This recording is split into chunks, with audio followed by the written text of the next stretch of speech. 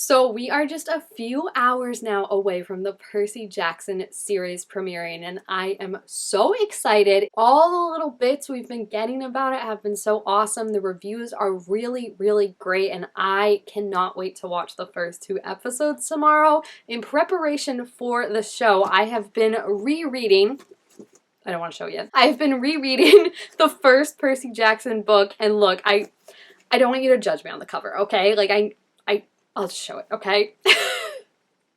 I know, I'm sorry, but literally, like, the movie is how I found out about the series, which is so wild to me because I was reading so many books, like, around that time, so I don't know how I hadn't heard of this series before, but I literally remember it was in, like, the USA Today paper, because my grandpa used to get that paper, and then he would give me the life section, because he knew I liked, like, entertainment and all that, and there was, like, a little blurb about it on the side, about the movie coming out. I think it came out in February, right? Why am I, like, so remembering this, but I can't remember anything else I learned in school, but there was, like, a blurb of that, so I was like, oh, I gotta check this out, and okay, another fact about me is I kind of really like book covers. Like, I know it's controversial, and I think I've gotten away from it definitely more as I've gotten older, but when I was little, I used to eat up a book to movie cover, okay? Like, I remember buying the New Moon cover specifically because you could get a poster of Bella and Jacob, like, in the back, and, like, I already had the regular New Moon, and my mom was like, you did not buy this book that you already have just because it has a poster in, and I was like,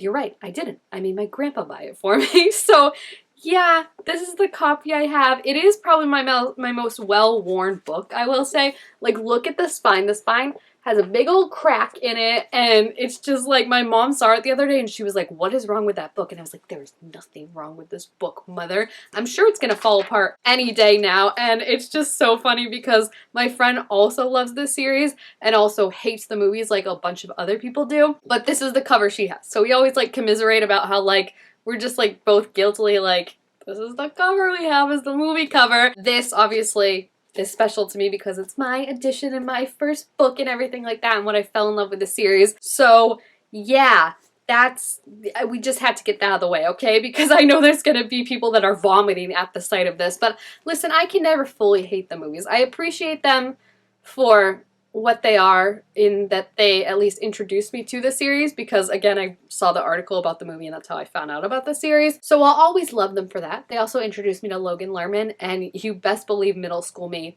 loved that man. So there's good things about it, but just overall, it wasn't a good adaptation, and rereading the book, let me tell you, definitely solidifies that. And just based on, like, the clips from, like, the trailer and everything that I've seen, there's so much that I had, like, forgotten about, and then, like, reading it now, I'm like, oh my gosh, they showed this in the trailer, and, like, I had completely forgot about it. My main gripe that I'd always talked about with the movie was they change it so, like, the main storyline is them having to get to Hades, but, like, along the way, they have to do this side mission where they get the pearls so they can get out of the underworld and not be stuck there. And it's so frustrating because if you read the book, that's not a thing at all. Like, there's literally just a chapter where Percy gets the pearls as a gift from his father, and I think it takes away a lot of, like, what the point of the story is making. And that's kind of what I realized rereading this, is that a lot of the changes in the movie take away from the book and the message of the book, because sometimes there's changes and you're like, okay, like, you changed that, but, like,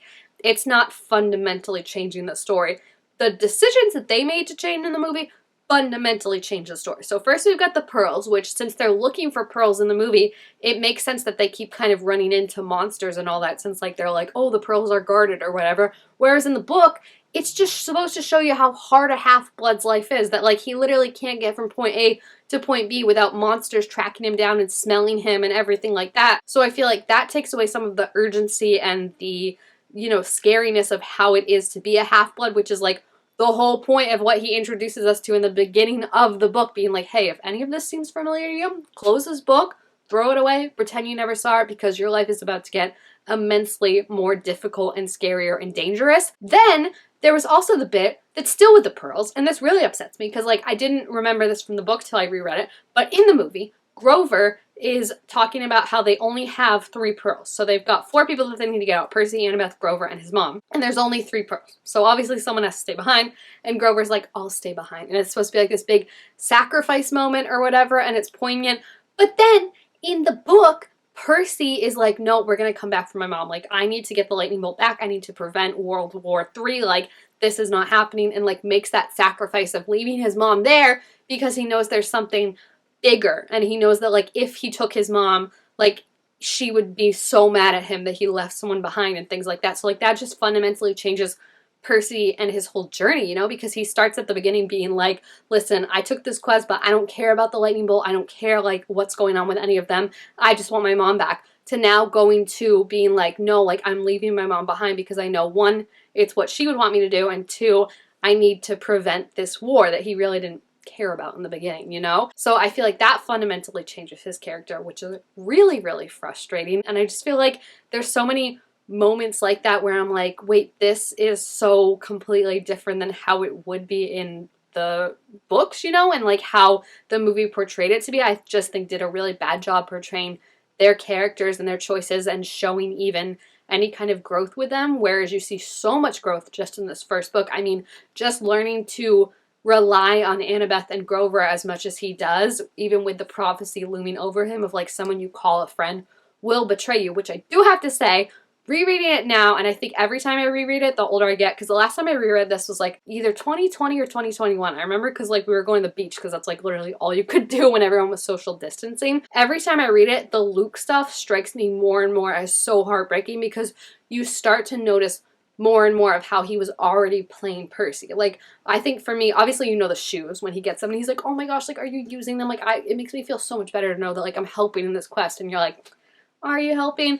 But what really got me was when they talk to him and Annabeth and Grover have to go away for a second to deal with some like other driver that's being really loud, so it's just Luke and Percy, and Luke in like a minute conversation manages to like suggest that Annabeth could be the one that stole the bolt because he's like, oh, you would have to be like invisible, and then Percy is like quiet and Luke is like, oh no, I don't mean to insinuate Annabeth, but like clearly putting that in her head, and Percy is like, no, it's not Annabeth, but like I think that's more supposed to be in the reader's head. And then like literally the next sentence out of his mouth is like, don't worry, Grover's gonna do great, no one's gonna get turned into a pine tree on this one. And you're like, oh, you're literally just like leaving it all out there. So like you can totally see like how he's manipulating the situation and manipulating Percy, which I think is super heartbreaking because I guess I hadn't fully realized how sad it is that from the moment, I mean, maybe from the moment he even met Percy, since there was a chance that he was a big 3, but from the moment that Percy was declared as Poseidon's son, like he was no longer his friend. He was just manipulating him to get what he wanted and get what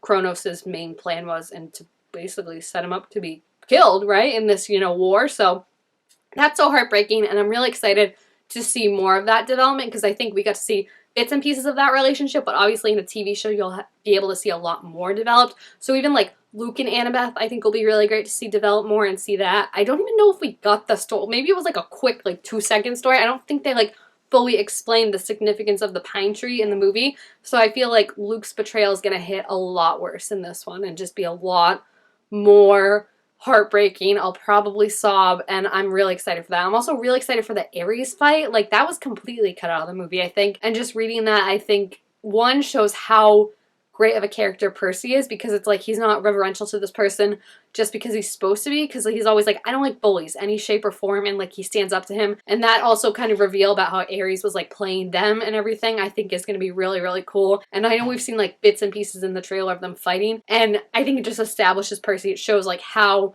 powerful he is, so I'm really excited for that. I've also said I'm real excited for the Chimera. I don't know how you say it. I've never been able to pronounce it, but the like lion dragon snake thing that he has to fight. I always thought that was so cool, especially like on the fight, like just the way it's described. So I'm really excited to see that, because we have seen that in the trailer. I think it looks like he's like sliding down the arch, it looks like, or something. So I'm excited to see that. And then like the stuff that I was completely forgetting was, it even looks like in the trailer we saw like them playing with the rubber ball in the underworld when they're trying to distract Servius. So like it's just all that stuff that we're going to be able to see and make it like longer and really feel like an adventure and not just like, oh, we're going to get these pearls and this is our adventure. Like, I feel like there's way more complexity to the book that the movie glossed over, in that there's like a time when Percy's realizing this quest that I'm on isn't adding up. And even Annabeth is like, this isn't adding up. They're kind of second guessing things and stuff like that. And I feel like you didn't really get to see that because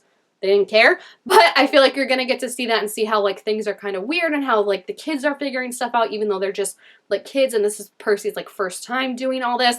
The tunnel of love scene, I'm really excited because like obviously like me shipping Percy and Annabeth now, like I didn't know what they were gonna be when I first read this book. So it's just really cute to see them become friends, because you forget like how much of enemies they started out as, of like Annabeth being like, look, Poseidon and Athena are usually not on the same side of things, to go from that to then at the end Percy being like, hey, if there is a war, what side are you gonna pick? And she's like, the side that you're on, like I'll fight by your side. I think it's just so great. And again, it really hones in on that whole prophecy thing where like he's kind of got this looming thing over him of like, a friend's gonna betray me.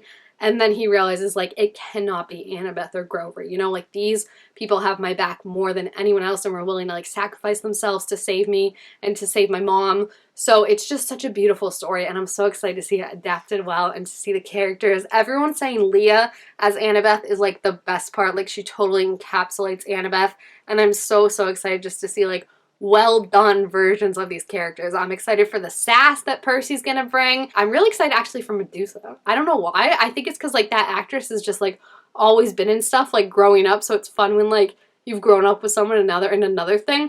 But I also think her character design is really cool, and I just think that's like such a... It's funny because it was so like it took so much time in the movies, and like Uma Thurman is like a big actress, so obviously she would have a big scene, that you forget that like Auntie M's thing is really only like 1.5 chapters in the thing. Like, it's not like a huge part of the book. So I'm excited just to see it done well, you know, to see everything come out and for the characters to feel like the characters and see the growth among them and stuff like that. So I'm really excited. The first 2 episodes drop so soon. If I could skip work to stay and watch them, you know I absolutely would. And I think rereading it definitely, like, I always love this series, but like I said, there's stuff that I forgot. So like this kind of reignited, like, I think my like next year project is going to be to reread as much of the series as I can be. And I know it's going to be like a year-long goal, but like I definitely at least want to try and reread the original 5. And then I know like all of the House of Heroes ones are going to be really long, but I'd like to get to that, and then Trial of Apollo and all that. So